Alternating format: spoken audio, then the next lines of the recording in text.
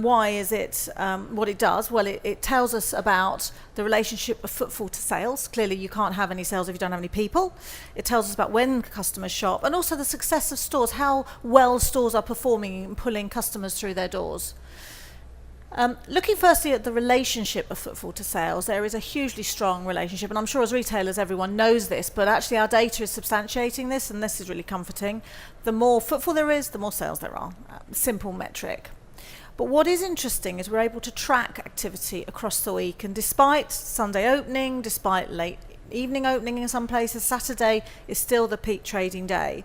Sunday is about 2/3 of Saturday in terms of customer activity, but some of our retailers and our landlord clients are telling us that Sunday is actually a better day in terms of sales because they have the whole family groups out and they spend longer shopping. We look at footfall across the day, and the daytime, that's 9 a.m. to 5 p.m, it still accounts for the majority of footfall. But the early evening, that period between 5 p.m. and 8 p.m. is becoming more important. And that's an opportunity that, as retailers, we shouldn't really be ignoring. People are working at different hours of the day, we're working more flexibly, we're living more flexible lives, and therefore that is becoming a more important part of the day. Despite that, footfall peaks at lunchtime, so the busiest time of your day is lunchtime, so please don't let your staff go and have their lunch at 1 o'clock, because that's when you should get most of your customers through the door. And that has been the case for a long time. We are seeing a slightly elongated period of activity later in the afternoon as well, as people tend to shop on their way home from work, but lunchtime is definitely still the peak. And that's the case across all days of the week. The Saturday is in white, and the other days of the week are the other colours. The darkest blue is a Sunday, and you can see the pattern on a Sunday. It follows a similar pattern to Saturday, just fewer people. And that's obviously because shops open later. We also track footfall obviously across the year as a whole, and this is quite interesting because January is a low time for sales. We know we've just had what should be the Christmas peak. We come into a fairly slow period, and then footfall builds as we move through the year, peaking in summer in August, and then dropping off in September as the children go back to school and everyone resumes work, plateauing and then building up to a peak in December. And I'm sure that you've probably experienced sales patterns very similar to that. But not all town centres are the same, not all footfall activity is the same. We've done a lot of work with Manchester Metropolitan University understanding the differences between different types of towns. And there aren't that many different types of towns actually. There are mainly 4 types of town, and we call them different town signatures. So on the left you'll see what we call a signature for a comparison town, and a comparison town is a town that focuses on shopping. It's got a strong retail offer, and people come into the town because of that. And you can see that there is this climb through the year, plateauing in September, and then a build up towards Christmas with a strong Christmas peak. Holiday towns on the right are very different. These aren't necessarily seaside towns, although they can include them, but where people go on holiday, and it encompasses all sorts of different towns, but the peak is in August, and that is a really clear peak. They get a little bit of an uplift in December, but the main peak is in August. So if you happen to be in a holiday town, your Christmas is in August, and you shouldn't ignore it. That's when you're going to get the majority of your sales. Then we have 2 other, speciality towns and multifunctional towns. And speciality towns are similar to some degree as comparison towns, but they have a bigger peak in the summer because of a lot of day visitors. And multifunctional towns are towns that have this broad base of activity, which includes residential, it includes work, it includes probably education, and then also retail. And that's a much flatter profile, so it doesn't get this enormous peak in December, but it's fairly resilient throughout the year. And understanding what town you're in helps you plan your strategy for your business. The other thing that helps you is understanding what we call the capture rate, and other people call it the peel-off rate. And essentially, this is the proportion of footfall that is in the street or the shopping mall in which you're located that enters your store. And that's essentially the market share of your store in that location. And the capture rate will vary by the size of the store you have, the brand strength, and also the competition you're facing. If there are a lot of the same type of outlet in that place, capture rates are likely to be lower because spend is spread amongst more outlets. And so why is it important? Well, it's important because it helps you understand how you're trading in relation to that location. If the location is doing really well, are you capitalising on that? If it's doing poorly, are you outperforming it, or are you subject to the challenges that place is facing? And then it helps you plan and obviously strategise for your business. And this is important because what we've seen over the last few years is the capture rate across the UK, and that's the capture rate of stores across the UK, across different categories of stores, has been declining. Now, as footfall has been declining, and it has, and I'll talk a little bit about that in a minute, what it means is that actually stores are attracting proportionally fewer customers than the destinations that they're situated in, which means essentially you've got fewer eggs in your basket. And so to maintain your sales, you need to up the level of conversion or the transaction value or the volume of goods you sell to the customers you get through your door. So upselling, really important. Getting repeat visits, really important. Increasing your conversion rate, really, really important, because you're going to have fewer customers coming through your doors. But the capture rate varies by category. So depending on what category you're in, you will have likely to have a different capture rate. So the biggest capture rate, as you would expect because they are the biggest stores around, despite their issues, are department stores. And they've seen a decline in their capture rate since 2015 of around 4%. And we've all read about what's happening in the department store market. Fewer people are going to department stores because there's less emphasis on having to go in because you can get brands online. There are also a lot of them. And when we're shopping on the internet, but they still attract over a quarter of every shopper that walks along a street or a mall goes into a department store. But understanding what your capture rate is really important. If you're a fashion retailer, you'll probably take 12% of shoppers from the street or the mall into your store. Knowing that helps you understand whether you're moving up or you're moving down. So what is happening to footfall? Well, we can't talk about footfall without talking about online. It's interlinked inextricably now. And everyone talks about online as being the third industrial revolution, and we are in that place. Things have changed so substantially, and we can see that there's been exponential growth in online spend, and we're now sitting at around 16-17%, depending on what measure you use, of all spend is going online, but there's a greater proportion of non-food going online. And the forecasts are that it will actually account for 30% of total spend online by 2028. And nearly a half of all non-food will be online. I mean, that is only a forecast, so please be aware. I mean, the Treasury have 50 people forecasting things and they still get it wrong. So be aware that is only a forecast, and we'll know more obviously as we move towards it. But just under 20% of all spend is now online. And of course that makes a big difference to some retailers. And you know, that was the spend that would have come through the door. And of course, if you marry that up with footfall, you know, you can see there's a direct link between footfall dropping and online increasing. And why is that? Well, if we look back in the years gone by, this is how we used to live our lives. Quite segmented activities during the day. We'd wake up in the morning. If you were lucky, you get to read the paper in bed. You'd go to work. I remember having a computer like that.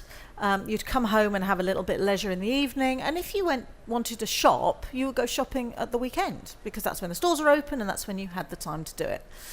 Now life is completely different. Everything is interlinked and overlaid. We're completely digitized. We can shop in bed. We can shop while we work. If a meeting is boring, I've seen people on their phones buying a few purchases. Our evenings are not solely about sitting around the television. They're about engaging in digital activity. So it's a wholly different world we live in, and of course then retail reflects that.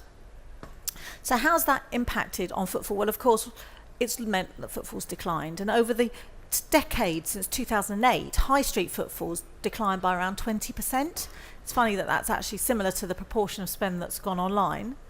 Shopping centres have lost slightly less footfall. They were protected in the early part of the decade. People still went into shopping centres because they had a strong retail offer and they were protected from the elements. That has become less important these days with the surge for experience. And out of town our retail parks have seen some really great improvements. Their environments are so much nicer. You're likely to see a coffee shop, at least one there now, some leisure. And so they've seen growth in footfall. So it has impacted on how we spend our money, but more importantly, the impact has been around the services that have gone digital. Because these services were the types of activities that used to pull us into retail destinations. You'd go to the post office, you'd go to the bank, you'd book a holiday, you'd sell your house and buy a house, and those would all create footfall. And while you were in the town centre, you might do a bit of shopping. A lot of that is now done online, so we just don't need to go into our town centres as much. But what we do know from research done by 4C is that where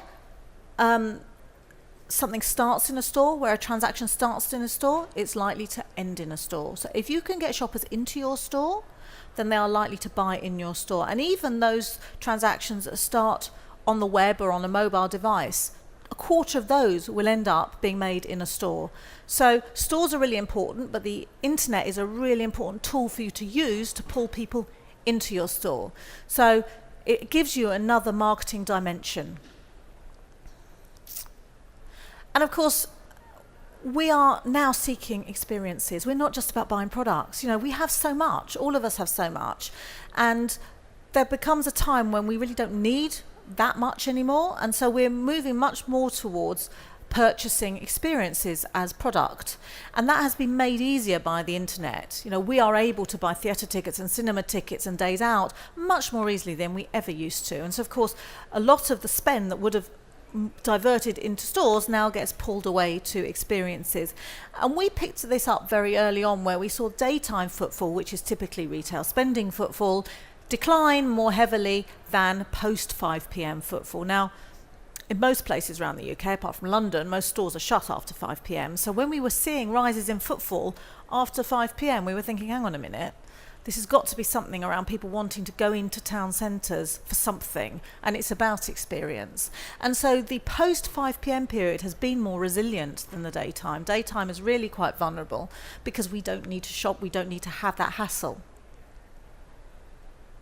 And the experience economy is really demonstrated when you start to look at growth in food and beverage and hospitality and eating out market.